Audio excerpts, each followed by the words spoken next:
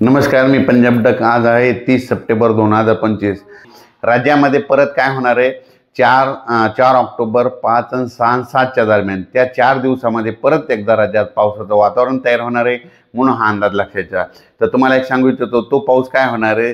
3 तारखेला यवतमाळ जिल्हा, नांदेड जिल्हा, इकडं बिलोली, इकडं चंद्रपूरकडे 3 तारखेला थोडं आगमन करणार आहे, म्हणून हा अंदाज लक्षायचा। त्याच्यानंतर 4 तारखेपासून त्याचा प्रवास पुढे वाढत जाणार आहे। 4 तारखेपासून तो नांदेड जिल्हा, लातूर जिल्हा, सोलापूर जिल्हा करत मराठवाड्याकडे येणार आहे, म्हणून हा अंदाज लक्षात घ्यायचा।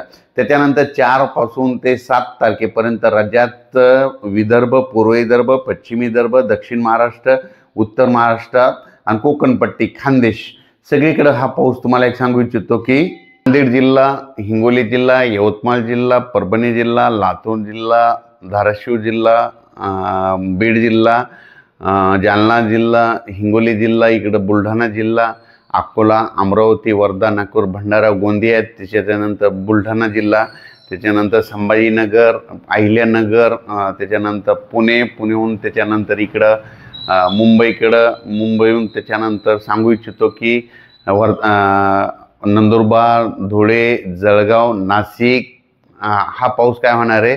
4 तारखेपासून ते 7 तारखेच्या दरम्यान पडणार आहे, म्हणून हा अंदाज लक्षात। काही भागात थोडा जास्त राहील, काही भागात कमी राहणार आहे, पण खूप काही एवढा मोठा नसणार आहे, म्हणून हा अंदाज लक्षात। पण तरी पण 4 ते 7च्या दरम्यान जे पाऊस पडणार आहे, काही जिल्ह्यात मात्र जोराचा पडणार आहे, म्हणून हा अंदाज शेतकऱ्यांनी लक्षात घ्यायचा। त्याच्यानंतर 8 ऑक्टोबरला मात्र चांगलं सूर्यदर्शन होणार आहे, म्हणून हे लक्षात घ्यायचं। आणि शेतकऱ्याला एक मी म्हणत असतो ना की पाऊस निघून जाणार हे कशाने ओळखायचं? तर निसर्ग संकेत देतं की आज देखील औंढा तालुक्यामध्ये बऱ्याच ठिकाणी जाळेधुई दिसली। त्याच्यानंतर 2 तारखे म्हणजे त्या दिवशी 28 तारखेला पूर्णा तालुक्यात बऱ्याच ठिकाणी जाळेधुई पाहायला मिळाली। जाळेधुई आल्याच्या नंतर कंप्लीट 12 दिवसाला पाऊस निघून जातो, हा निसर्ग सांगतो, म्हणून सगळ्यात महत्त्वाचा हे अंदाज सगळ्यांनी शेतकऱ्यांनी लक्षात घ्यायचा। नसा काय होते, शेतकरी उगत तज्ज्ञांची वाट बघत बसतो, पाऊस कधी निघून जाणार।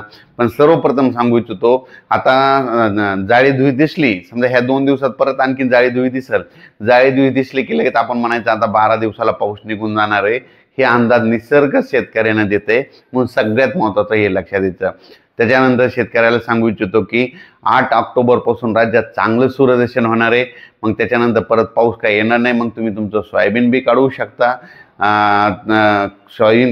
एखाद्याचं उडीद राहिलं असतं तर ते देखील काढू शकता, म्हणून हे अंदाज सर्व शेतकऱ्यांना लक्षात द्यायचं। फक्त राज्यात आता फक्त 4 सप्टेंबर, 4, 5, 6, 7 या 4 दिवसात राज्यात आणखीन पावसाचं सावट राहणार आहे, म्हणून हा अंदाज लक्षात घ्यायचा।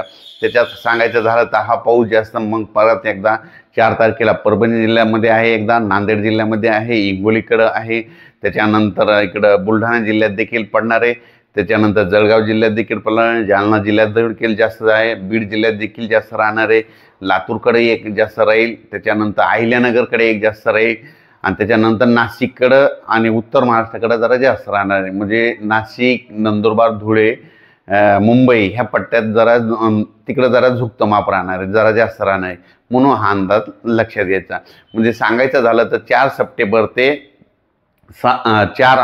ते 8 ऑक्टोबरच्या 7 ऑक्टोबरच्या दरम्यान काही जिल्ह्यामध्ये पाऊस जरा जास्त पडणार आहे। आणि सांगायचं झालं द्राक्ष शेतकऱ्यासाठी आनंदाची बातमी, राज्यात म्हणजे 8च्या नंतर परत पाऊस आता जास्त काही येणार नाही, म्हणून हे सगळ्यात महत्त्वाचं पाऊस आता निरोप घेतोय, म्हणून माझं तर म्हणणं आहे हा शेवटचा पाऊस राहील, कारण की 8 तारखेला चांगली धुई येणार आहे, मोठी धुई येईल, अशी धुई येईल की रोडला देखील असं काही दिसणार नाही।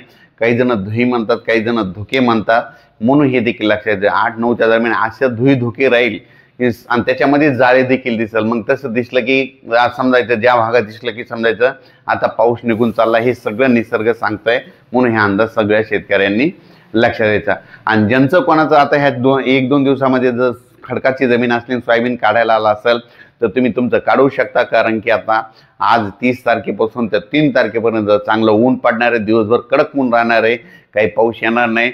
फक्त काय असतंय तुम्हाला एक सांगू इच्छितो, स्थानिक वातावरण तयार होऊन अर्ध्या तासाचा 22 मिनिटाचा, 15 मिनिटाचा, 10 मिनिटाचा पाऊस पडतो, म्हणून हे लक्षात येतं। पण एवढा नदी नाले पूर येणारा सध्या तरी महाराष्ट्रात पाऊस 3 तारखेपर्यंत येणार नाही, म्हणून हा अंदाज सर्वप्रथम शेतकऱ्यांनी लक्षात द्यायचा.